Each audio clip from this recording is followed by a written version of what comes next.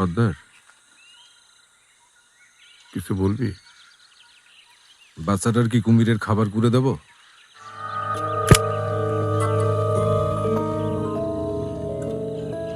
না। ওইখানে থাকলে আমাকে অনেক ক্ষতি হতে পারে সর্দার। জানি। সব কিছু জানেও তাহলে মুক্তিপণ?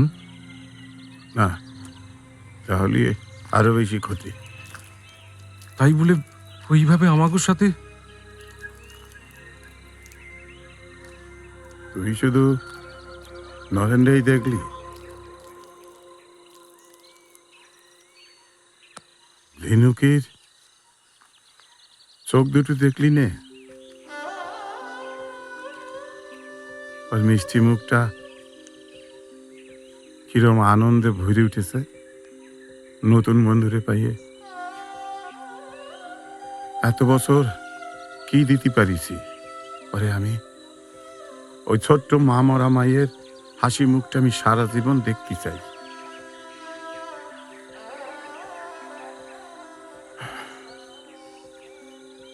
ওর মুখের উপর আমি না বলতে পারবো না। তোরা নরেন্দ্রের চকি চকি রাখ। ঠিক আছে সর্দার।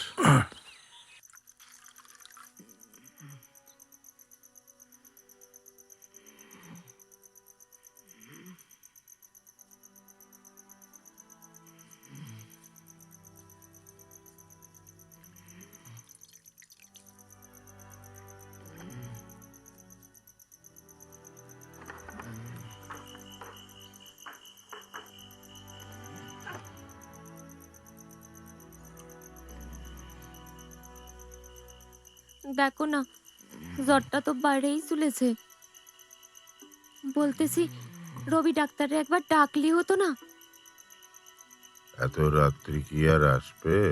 যাও না, একবার বলেই দেখো। আর আর যদি না আসে তাহলে ওষুধ নিয়ে আসো। কি হলো?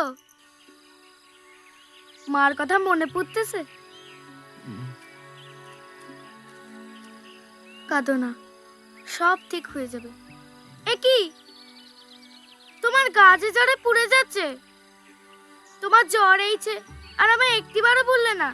বাইরে ঠান্ডায় বসে রয়েছো। চলো ঘরে চলো।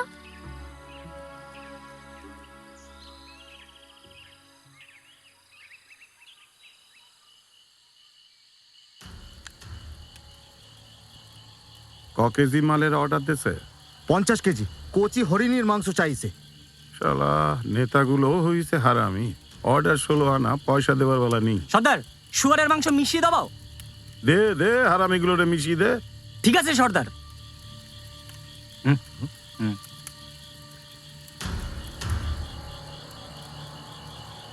সর্দার,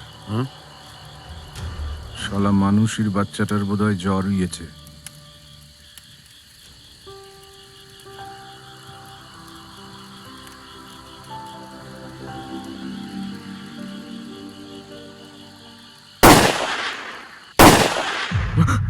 তোমার কোনো ভয় নেই, তুমি ঘুমাও, আমি আছি তো। বাবা না, একদম উঠো না, তোমার গায়ে বেশ জ্বর, তুমি শুয়ে শুয়ে বিশ্রাম নাও। বাবা, আমরা বাড়ি ফিরে যাব না? তুমি যাবা। তুমি যাবা না?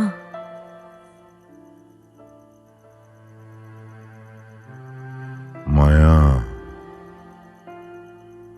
মায়া? সময় তোমার সব ভুলে দেবে, সব শিখিয়ে দেবে।